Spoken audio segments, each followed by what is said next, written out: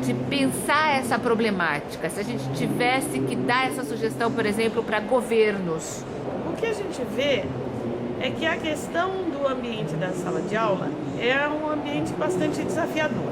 Então, quando você se refere à questão dos conflitos ou da agressividade que a gente percebe, ela é encontrada na sala de aula como um mecanismo que as crianças usam por conta de não terem recursos melhores.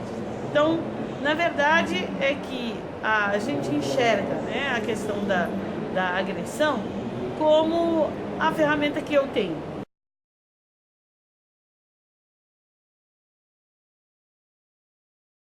Quando a gente pensa na ASEC com o programa Amigos do Zip, que é um programa que capacita o professor a trabalhar com seus alunos, para que essas crianças aprendam formas mais saudáveis de se relacionar, de lidar com as suas dificuldades, a gente enxerga que se você aumenta o repertório da criança, ela não vai escolher uma estratégia agressiva se ela consegue, por exemplo, dialogar de maneira assertiva e preservar o amigo dela.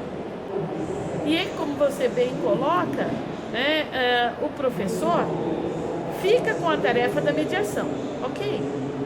Eles sabem da importância disso, mesmo porque ele é o principal, vamos dizer assim... objeto, né, da agressividade. Muitas vezes ele é objeto e muitas vezes ele é o que está pagando um preço elevado, porque ele tem um planejamento de aula que muitas vezes não pode acontecer.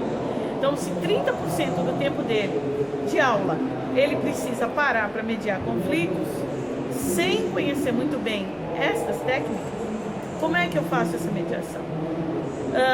Isso faz com que esse professor também tenha um desgaste emocional muito grande.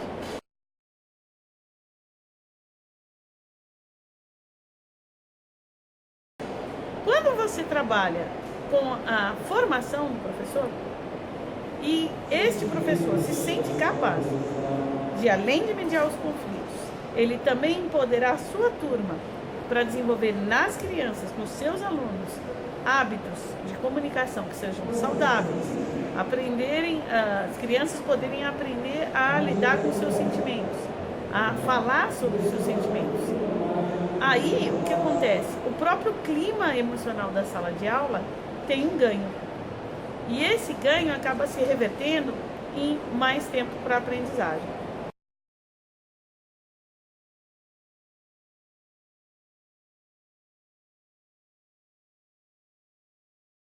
Mas como é que vocês desenvolvem esse programa dentro da ASEC? O programa Amigos do Zip, ele acontece na escola. E quem trabalha com as crianças é o professor, que é capacitado pela ASEC. Então, o professor cria um momento pedagógico específico, semanal, geralmente semanal, com as suas crianças, onde ele tem objetivos claros a serem desenvolvidos. Então, ele tem um processo que já foi pensado e validado, então, cientificamente pensado sobre quais são as habilidades importantes de nós trabalharmos com as crianças, em primeiro lugar, no segundo momento, no terceiro momento, e isso ao longo de um ano. Os professores nós trabalhamos na capacitação desses professores em grupos, por quê? Porque nós fortalecemos a própria prática pedagógica. O professor em grupo, ele consegue trocar boas práticas, ele percebe que as dificuldades que ele tem também são dificuldades do colega. Então isso se potencializa, porque a ação do professor dentro de sala é uma ação solitária.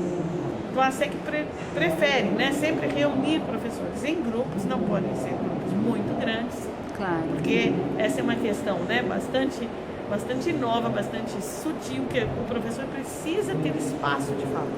Então não adianta a gente fazer uma palestra para professores, é uma construção que é feita com esse professor, porque na verdade ele vai ser capacitado numa área em que a formação dele não ofereceu isso. Sim. Tanto é que eles geralmente se encantam muito com essas ferramentas que eles saem das capacitações.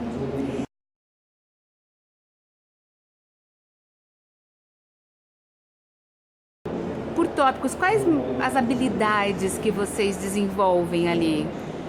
A primeira ideia é a ideia de você olhar para os seus sentimentos. Então, nós não aprendemos a perceber e nomear o que a gente sente.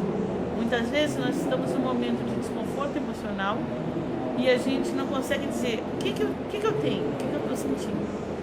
E esse é um problema, porque aí a gente está falando da consciência sobre si mesmo.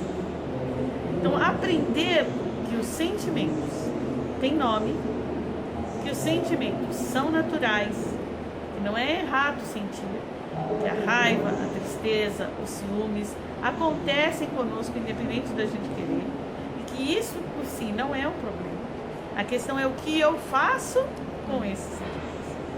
Então, aprender a nomear é uma das primeiras habilidades que as crianças aprendem quando o programa chega para crianças a partir dos seus 6 anos. Depois disso, a gente trabalha na questão de como é que eu faço para que esse sentimento possa ser atenuado, para que eu possa diminuir a sensação desagradável que alguns sentimentos trazem. Sentir raiva, a raiva existe, mas ela não traz uma sensação agradável. Então, a criança descobrir que ela pode sim fazer coisas para se sentir melhor. E esse sentimento diminuir o seu impacto, né, em mim. Isso faz com que eu consiga olhar num segundo momento para a situação de outra maneira. Então, quando a gente está falando da violência, né, muitas vezes ela é justamente esse momento aqui que eu não me dei. Eu não percebi que eu estava com raiva e simplesmente reagi impulsivamente. Aprender a fazer isso é uma das habilidades que as crianças têm no programa, que é logo inicial e que vai seguir o programa todo, porque ela é a questão do olhar primeiro para si. Num segundo momento, a gente coloca, eu diria, o segundo pilar. Então, o primeiro pilar está no sentimento e o segundo pilar está na comunicação.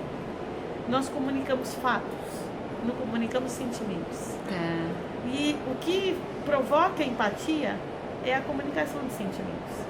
Então, quando eu te conto uma história simplesmente baseada em fatos, você não consegue perceber como eu me senti, muitas vezes. Então, aprender a me comunicar, explicando o que eu senti e por que eu me senti dessa forma, me ajuda a me aproximar do outro, para que o outro se aproxime de mim. Então, esses dois, estou te dando alguns exemplos das habilidades, para a gente mostrar o impacto que isso tem num relacionamento dentro de sala de aula. Se eu sou capaz de me perceber em relação aos sentimentos e falar sobre eles, por si só, o meu relacionamento com os outros tende a já mudar de patamar. Né? Eu realmente consigo ser assertivo nessa comunicação e me fazer entender.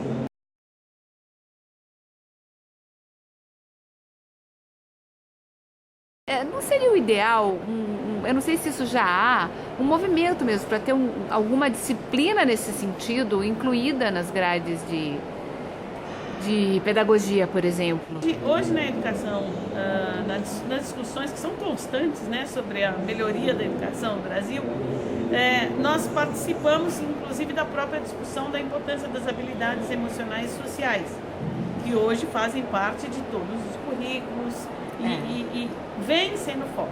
A grande dúvida é como se faz isso, né? Então, o programa Amigos do Zip vem trazendo algumas respostas, algumas propostas, mas sem dúvida que quando você pensa hoje em educação de qualidade, a gente precisa pensar no indivíduo inteiro.